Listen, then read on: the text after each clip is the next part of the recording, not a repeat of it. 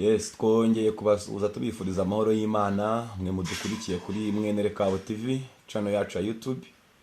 Ni wa mwanya w'ijambo ry'Imana, umwanya tubagezaho ijambo Imana iba yaduhaye, ubutumwa butandukanye, ubuhamya se n'ibindi.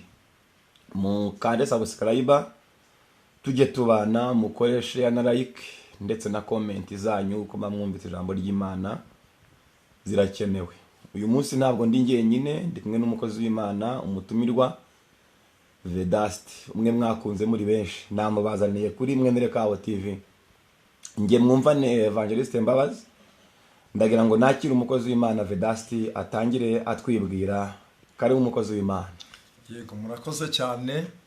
Nkuko mwene data bivuze, amazina ni Munyerubuga Vedaste, benshi muzi ku izina Nzayinambaho Akaramata. Ndi umukozi w'Imana, nkorera umurimo w'Imana ku itorero rya Muhoza, paruwasi ya Muhoza, ururembo rwa Muhoza mu ntara y'Amajyaruguru. Bityo rero turashimira Imana ko itwemereye kuba twakongera kuganira ku ijambo ry'Imana. Ariko mbere yuko tuganira ku ijambo ry'Imana, twabanza dusenga Imana.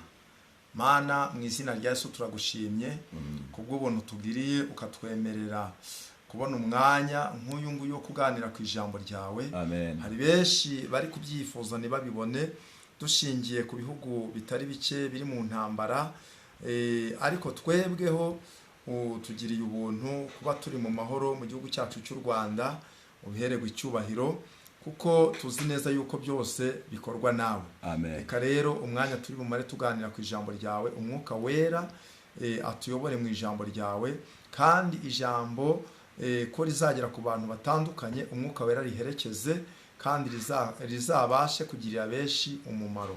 Urakoze rero, reka byose tubifashwemo nawe kubw'imbaraga z'umwuka wera, niko tubisabye mu izina rya Yesu. Amen. Amen. Twihuse rero, reka turebere hamwe ijambo ry'Imana dusanga mu rwandiko rwandikiwe Abaheburayo. Urwandiko rwandikiwe Abaheburayo. Ntabwo uru rwandiko turakamenya uwarwanditse, ariko icyo tuzi neza nuko bamwe bavuga ngo ni Pawulo, abandi bakavuga uko babibona, ariko icy'ingenzi nuko ijambo ry'Imana ryahumetswe n'Imana. Reka dusome Abaheburayo igice cya 10 murongo wa 36, twumve icyo ijambo ry'Imana ririmo kutubwira. Haranditswe ngo kuko mukwiriye kwihangana kugira ngo nimumara gukora iby'Imana ishaka muzahabwe ibyasezeranyijwe. Haracyasigaye igihe kigufi cyane, kandi uzaza ntazatinda, ariko umukiranutsi wanjye azabeshwaho no kwizera, nyamara nasubira inyuma umutima wanjye ntuzamwishimira. Ariko twebweho ntidufite gusubira inyuma ngo turimbuke, ahubwo dufite kwizera kugira ngo tuzakize ubugingo bwacu. Imana itugire neza cyane. Ijambo ry'uyu munsi ni ijambo riri kutubwira ku kwihangana, kuko ubuzima tubayemo budusaba kwihangana. Naje kubwira abantu mu gihe nk'iki ngiki, ndababwira ngo burya iyo umuhinzi ahinze imyaka, kugira ngo azagere igihe cyo gusarura ya myaka, birashoboka yuko rimwe na rimwe ahura n'inzara, agahura n'iminsi mibi, ariko akihanganira ya minsi mibi kuko aba azi neza yuko igihe nikigera ya myaka azabasha kuyisarura, n'ubundi akabasha kubona ibyo kurya. Uyu mwanya naje nzanye ijambo ribwira abantu yuko dukwiriye kwihangana, kuko abantu benshi kwihangana muri iyi minsi birabananiye. Umuntu ugasanga Imana yavuganye nawe, yamuhaye amasezerano, ikamubwira yuko izamugira umuntu ukomeye, izamugira umukire, ariko yahura n'iminsi mibi, ya minsi mibi ikamujyana kure y'Imana, ikamuvana ku Mana. Ariko nzanye ijambo rivuga ngo ukwiriye kwihangana, kuko Imana itugeragereza itunyuza mu bigeragezo atari uko itwanga, muri iyi minsi hari ijambo nabwiye abantu rifite intego iri kuvuga ngo Imana ifite inyungu yo kutunyuza mu mashuri. Iyo usomye ijambo ry'Imana mu butumwa bwiza uko bwanditswe na Yohana igice cya 6 umurongo wa 45, hari ijambo riri kutubwira ngo byanditswe mu byahanuwe ngo bose bazigishwa n'Imana, umuntu wese wumvisha ibya data akabyiga aza ahondi. Bivuze yuko umuntu wese aba afite ishuri ari kwiga. Njya nkunda kubwira abantu ngo niba uri mu ishuri wisakuriza abagenzi bawe. Merutse guhura n'umuntu arambwira ngo ibigeragezo biranyishe njyewe rwose ndarembye, ariko ndangije ndamubwira ntuva rero buriya wowe urimo urateta, kubera yuko iyaba wari uzi yuko ibyo uri kuvuga ngo birakwishe hari abandi bafite ibiruta ibyo uhanganye nabyo, wagatuza ahubwo ugategereza ubutabazi bw'Imana. Mwene data, hatariho kwihangana iby'Imana yakubwiye ntabwo wazabibona. Naje gutekereza umugabo witwa Aburahamu, sogokuruza w'abizera. Nza kureba sanga yarahawe isezerano ry'Imana afite imyaka 75, ariko nza gusoma ibyanditswe byera sanga isezerano ryarasohoye rimaze imyaka 25. Ariko wowe ntabwo nzi igihe umaze Imana iguhaye isezerano, ntabwo nzi igihe umaze umenye neza yuko umwami wacu agira neza, ntabwo nzi igihe umaze Imana ivuganye nawe, ariko igihe cyose waba umaze Imana yaravuganye nawe, icyo ndi kugusaba ni ukwihangana, kuko nutihangana ntacyo uzabona. Ibintu byose bidusaba kwihangana. Abacuruza bacuruza n'ubundi kubwo kwihangana, kuko hari ubwo bigusaba kwicara ugategereza umuguzi, ariko ntabwo muba mwasezeranye ngo araza saha iyi n'iyi. Ni ukuvuga ngo kuba muri korari ntiwayiba mutihanganye, kuko rimwe na rimwe bazakubaza umusanzu wa korari, nureba usange ubushobozi ntabwo ufite, ariko kubwo kwihangana uvuga uti nta kundi nabikora, ni umuhamagaro, reka n'ubundi nihangane kandi ngire no kwizera, kuko iyamamagaye ifite ububasha bwo kucira inzira ibyo sabwa muri korari nkabibona. Ijambo riratubwiye ngo nicyo gituma mukwiriye kwihangana, kugira ngo nimumara gukora iby'Imana ishaka muzahabwe ibyasezeranyijwe.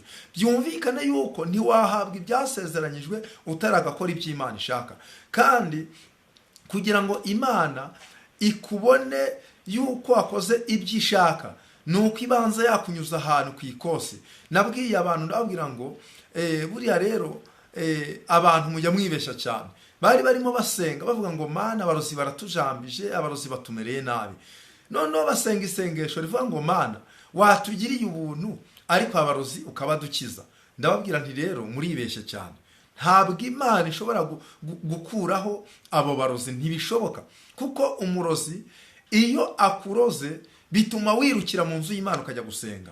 Buriya rimwe na rimwe hari ubwo dusenga twirukana ubutayu ngo Mana kuraho ubutayu, ariko ubu butayu buduhuza n'Imana. Hari igihe kimwe kubagiye bankurikirana n'ubundi ku butumwa ku macano ataramwe, hari aho umuhanuzi yigeze amamagara arambwira ati mukozi w'Imana, Imana yambwiye ngo ufate amasengesho y'iminsi 20 y'iminsi 12. Niba hari abantu napinze, uwo muhanuzi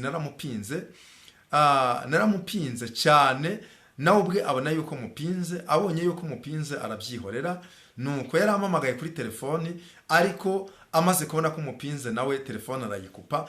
Ariko naje guhura n'urugamba rukomeye cyane. Rwa rugamba narimuye narwo rutuma runtera gusenga amasengesho y'iminsi 21. Urumva Imana yambwiye iminsi 12 ntabwo mbihaye agaciro, ariko kubw'ibyo muye nabyo bitumye senga iminsi 21. Ya minsi 21 ndimo senga Imana, naje guhura n'Imana. Nabwiye abantu bavuga ngo ibihe twegera Imana mbese imbaraga dukoresha twegera Imana nizo Imana ikoresha idusanga. Bibiliya iravuga ngo nkunda bankunda, kandi abashakana umwete bazambona. Iyo ugize umwete wo gushaka Imana nayo irakwiyereka. Iyo ugize umwete wo gushaka amafaranga rimwe na rimwe urayabona. Buriya abantu benshi tubona ari abakire cyane, burya no gushaka amafaranga nizo mbaraga baba bakoresha zo gushaka amafaranga. Ko Bibiliya iravuga ngo abagabo b'abanyamaboko babona ubutunzi. Ni ukuvuga ngo rero uko ubona ubutunzi ukoresheje imbaraga, niko no kubona Imana bigusaba gukoresha imbaraga. Ntabwo Imana wayibonera mu ntege nkeya, ahubwo iyo wegereye Imana nayo irakwegera. Imana idufashe cyane. Nibwo buryo rero naje gusenga Imana, nza guhura n'Imana, Imana inyereka mu bundi buryo budasanzwe. Naje kubona Imana mu buryo buhambaye, aho Imana yajyaga imbwira ngo ejo biragenda gutya, cyangwa se mu gitondo urahura n'umuntu umeze gutya, kandi koko wa muntu uko yamumbwiye akaba ariko n'ubundi mubona. Bene data rero, mwari mucitse intege kubw'ibigeragezo, mucitse intege kubw'intambara, mucitse intege kubw'ibihe murimo, ariko ndimo mbabwira ngo murasabwa kwihangana, kuko nutihanganira ubwo bukene uhagazemo, uzajya kubeshya n'ubundi ejo uhinduka umwesikoro, kandi iby'Imana yavuganye nawe usange n'ubundi ntabwo ubigezeho. Ni ukuvuga ngo nutihangana ntabwo ubasha kugera kuri bya bindi waboneye mu nzozi, ubwo warose wicaye mu modoka yawe uyitwaye, ukarota n'ubundi uyicayemo, Imana ikakubwira ngo nzaguha imodoka, ntabwo iyo modoka uzayigeraho.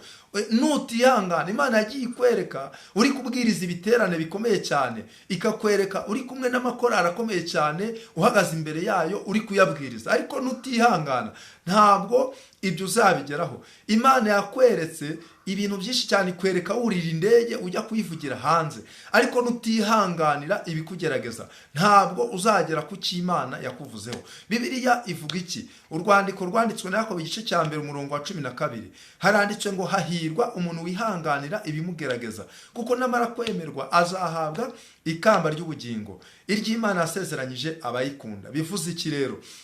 Ni ukuvuga ngo ririya kamba ry'ubugingo, ririya kamba Imana irihereza abantu bayikunda, ariko kandi nubwo Imana yakubwiye ngo nzakwemeza n'abatakwemera, ndagira ngo nkubwire ngo Imana ubwayo igomba kubanza yakwemera. Hahirwa umuntu wihanganira ibimugerageza, kuko namara kwemerwa. Byumvikane yuko Imana itwemerera muri bya bigeragezo ducamo, aho niho Imana itwemerera. Iyo itunyujije mu bihe by'inzara ntitujye kwiba, aho ngaho tuva muri bya bigeragezo, Imana itwemera ikadushyira hejuru, ikaduha ubundi buhamya, tukabwira abantu yuko Imana itabara. Ndagira ngo nkubwire ngo iyo intambara zikugezeho, n'ubundi ukihangana, ntujye kurwanisha umubiri ngo ujye gutukana, ngo ujye gutongana.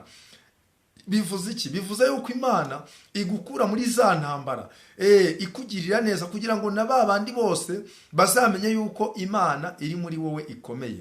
Ni ukuvuga ngo rero mwene data, iri jambo ryatubwiye ngo ariko twebweho ntidufite gusubira inyuma ngo turimbuke, ahubwo dufite kwizera kugira ngo dukize ubugingo bwacu. Abasubiye inyuma nta kindi bategereje ni ukurimbuka. Ihanganire ibitutsi bagutuka. Birashoboka yuko waba uri umukozi wo mu rugo bakaba bagutuka bakurenganya, ariko urasabwa kwihangana. Birashoboka yuko waba warazanye umugore ugutoteza, ariko urasabwa kwihanganira uwo mugore, utavuze ngo ndajya gusaba divorce. Birashoboka yuko waba warasezeranye n'umugabo ujya agukubita rimwe na rimwe, urasabwa kwihangana, kuko nyuma yo kwihangana hari andi mahirwe. Imana iherutse kumpa ubutumwa, irambwira ngo uzabwire abantu bananiwe kwihangana ngo burya iyo umuntu yihanganye ngo akihanganira imbere y'Imana, ngo bimuhesha amahirwe akomeye cyane yo kuremerwa ubundi buhamya butandukanye na bya bihe yanyuzemo. Bivuze iki? Bivuze ngo niba uri mu bihe by'inzara, Imana izakugaburira kugira ngo ubwire babandi bari mu bihe by'inzara yuko Imana itanga ibyo kurya. Niba uri mu gihe cyo gusuzugurwa, Imana izaguha ijambo kugira ngo uzabwire babandi bari gusuzugurwa yuko Imana ari itanga ijambo. Niba baguseka ngo nta rubyaro ufite, Imana izaguha guheka kuko wihanganye. Ntabwo wagiye kuraguza, ntabwo wagiye mu bapfumu, ntabwo wagiye gusambana. Hari umuntu umwe wigeze ambwira ati njyewe kubwo kubura urubyaro nta nzira nanyuzemo nirwanirira kugira ngo mbone urubyaro, ariko byaranze. ni umudamu, arambwira ati njyewe nagiye kuraguza, nagiye gusambana, ibyaha narabikoze, ariko urubyaro rurabura. Ariko nagira ngo nkubwire ngo Imana yonyine iyo yivanze mu byawe n'ibyanze biremera, kubera yuko iyi Mana tuvuga ni Imana ishobora byose, ni Imana yo kwizerwa. Iyo itabaye umuntu nta mubabaro yongeraho, iyo iguhojeje ibiguhojeje, kandi Bibiliya avuga ngo ni njye wagukomerekeje ni nanjye uzakomora. Mwene data, nubwo uri mu makuba menshi, ntabwo mzi umubabaro ufite, birashoboka yuko uri imfubyi, ariko Imana ijya yomora ibikomere. Hari abana baririmbye ba hano ku Muhoza, ba Dorokasi, bararimbye ngo nzakomora. Iriya ndirimbo yabo narayikunze cyane, ngo nzakomora.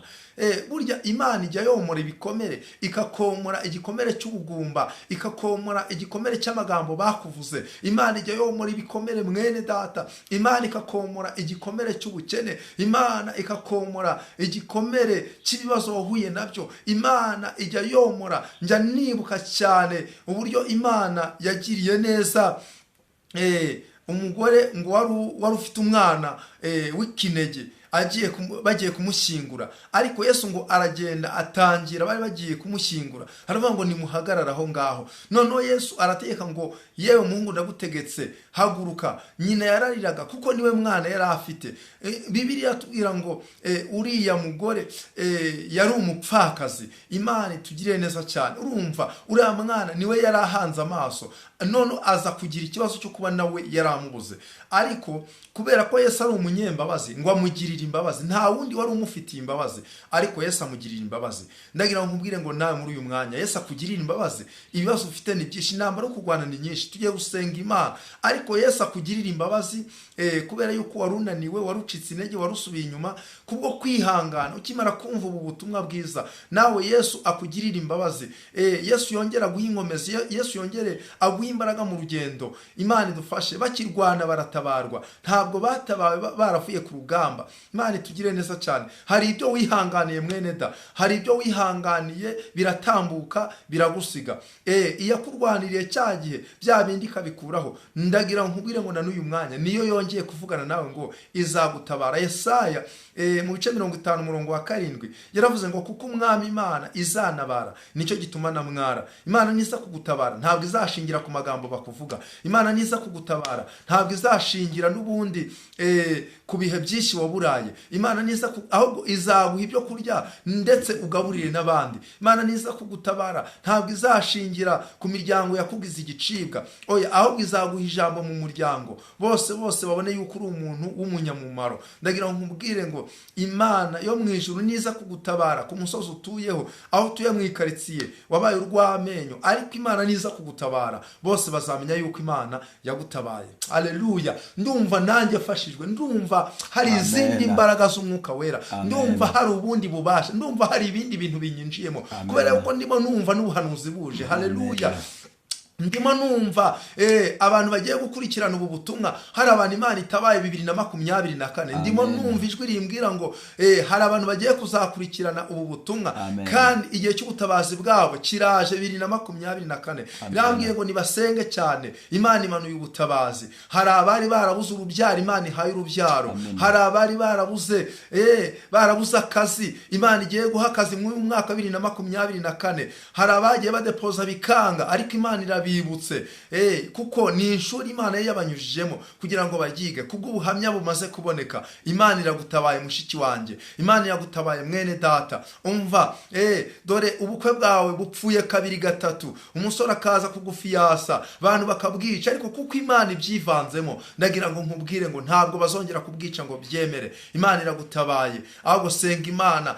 Wari ucitse intege kandi igihe cyo gutabarwa kwawe kigeze. Imana igufasha, Imana iguha umugisha. Tugiye gusenga Imana, ariko muri uyu mwanya nukuri Imana ubwikugarutseho, nukuri uzajya wibuka neza inzira zose yakunyujijemo, uhereza Imana icyubahiro. Kandi Imana yigeze imbwira ngo icyatumye nkunyuza mu mibabaro ngo nukugira ngo ube uhinduke umuti wo kuvura abantu banjye mu gihe kizaza. Icyatumye Imana ikubabaza ikunyuza mu mibabaro ntabwo ari uko ikwanze, ahubwo kwari kugira ngo uzakomeze abandi mu gihe kizaza, uzababwire uburyo Imana itabara. Nasomye ijambo rirambwira ngo naho yababaza umuntu ngo ariko izamugirira ibambe ngo kuko itanezezwa no kubabaza abantu cyangwa kubatera agahinda. Nyemerera aho uri hose, waba uri mu Burundi, waba uri mu Rwanda, waba uri muri Kongo, waba uri muri Uganda, waba uri muri Tanzania, muri Kenya, waba uri muri Afurika, waba uri muri Amerika, muri Aziya, uri mu Burayi, uzakurikirana ubu butumwa, ndakwinginze ukimara kumva ubu butumwa wongere uzamure kwizera mu mutima wawe, wizere ko Imana izagutabara kandi idashingiye ku bihe bibi urimo, idashingiye ku magambo bakuvuga, idashingiye ku bihe bikugoye, ahubwo Imana izakwibagiza umubabaro. Nyemerera dusenga Imana. Ngiye kugusengera Imana kandi nizeye yuko Imana ije kukugira neza. Mwami Imana turagushimye, uri Imana ikomeye, uri umukozi w'umuhanga, uri Imana yo kwizerwa, nta gacu ko guhindukana mbaka kugaragaraho. Mwami Imana nyiringabo, watabaye Sara umwana w'umuhungu ageze mu zabukuru, utabara umuja wawe n'ubundi Hana nawe byari byaranze, ndetse Penina mwishima hejuru, banze bamwishima hejuru, ariko kubwo gusenga akomeza kwizera, ntiyasubira inyuma, ntiyacika intege. Igihe cyarageze nawe uramutabara. Watabaye Dawidi umwicaza ku ntebe y'ubwami, nubwo yahuye n'intambara zikomeye cyane, Sawuli akamuhiga bikomeye, ariko kubwo kwihangana ntabwo yigeze akuvanaho umutima. Nawe waramutabaye mu gihe gikwiriye. Niyo mpamvu rero sengeye abantu bawe bari bacitse intege, bari bananiwe. Ijambo ryawe ryatubwiye ngo kuko mukwiriye kwihangana kugira ngo nimumara gukora iby'Imana ishaka muzahabwa ibyasezeranyijwe. Nyemerera Mwami Imana bari bananiwe kwihangana, ubongerera imbaraga, ubakomeze mu rugendo, kandi Mwami ubageze ku gihe cyo gutabarwa, ubageze ku masezerano wabasezeranyije, ubageze ku gihe cy'inzozi zabo. Kandi Mwami Imana nyiringabo, turasenze kugira ngo ubuntu bwawe Mwami Imana buganze mu mitima ya benshi abazumva ubu butumwa. Mwami Imana nyiringabo, ukabakora ku mitima, Data wa twese, bazongere bakugarukire, kandi nawe wongere ubagarukire, wongere ugendane nabo, ujye ubahishurira, wongere ujye uvugana nabo, kandi wongere ujye ubiyereka mu buryo butangaje. Urakoze ko wumvishe gusenga kwacu. Bari barabuze urubyaro, tugushimiye ko bagiye guheka. Bari barabuze Mwami Imana akazi, tugushimiye kugiye kubaha akazi nk'uko bigaragaye. Bari barabuze icyerekezo, tugushimiye ko bahaye icyerekezo. Mwami Imana, izina ryawe rero rikomeze rihabwe icyubahiro. Ibyo dusenze Mwami tubisenze tubyingingiye mu izina ry'Umwami wacu Yesu Kristo. Amen. Amen.